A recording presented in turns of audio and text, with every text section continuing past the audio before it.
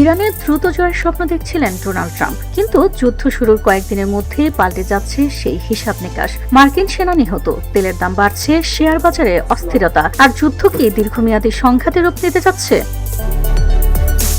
বিদেশের সামরিক শক্তি ব্যবহারের ক্ষেত্রে ট্রাম্প প্রশাসনের হিসাব ছিল পরিষ্কার: অল্প সময়ের অভিযান, কম প্রাণহানি এবং সীমিত অর্থনৈতিক প্রভাব। কিন্তু বাস্তবতা বলছে ভিন্ন কথা।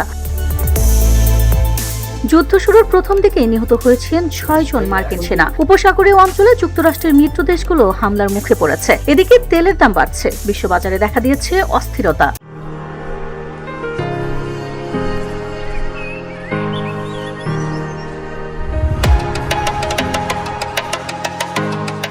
ইরানের রাষ্ট্রীয় গণমাধ্যমের দাবি, একটি মেয়েদের প্রাথমিক বিদ্যালয়ে বিমান হামলায় নিহত হয়েছেন অন্তত 175 জন। যদিও এই হামলার দায় নিয়ে তদন্ত চলছে, তবে প্রাথমিক মার্কিন তদন্তে ইঙ্গিত মিলেছে এই মামলার সঙ্গে যুক্তরাষ্ট্রের সম্পৃক্ততা থাকতে পারে।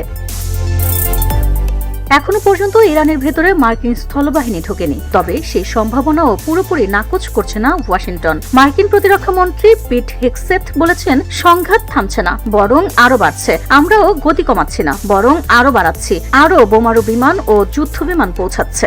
বিশ্লেষকদের মতে, যদি ইরানের শাসক গোষ্ঠী পরিবর্তনের লক্ষ্য নেয় যুক্তরাষ্ট্র, তাহলে এই যুদ্ধ দ্রুত শেষ হওয়ার সম্ভাবনা খুবই কম। মার্কিন কংগ্রেস সদস্য জ্যাসন ক্রো সতর্ক করে বলেছেন, যুক্তরাষ্ট্র আবারও অনন্ত যুদ্ধের পথে হাঁটছে। এদিকে আন্তর্জাতিক বিশ্লেষকরা বলছেন, এই সংঘাত দীর্ঘ হলে মধ্যপ্রাচ্য জুড়ে অস্থিতিশীলতা বাড়তে পারে শরণার্থী সংকট, মাথাচাড়া দিতে পারে ISI এর মতো উগ্রপন্থী গোষ্ঠীরাও। যেখানে দ্রুত জয়ের স্বপ্ন দেখছিল ওয়াশিংটন, এখন সব সমীকরণ শেষে প্রশ্ন উঠেছে, ইরানের যুদ্ধ কি শেষ পর্যন্ত হয়ে উঠবে আরেকটি দীর্ঘ ও ব্যয়বহুল সংঘাত?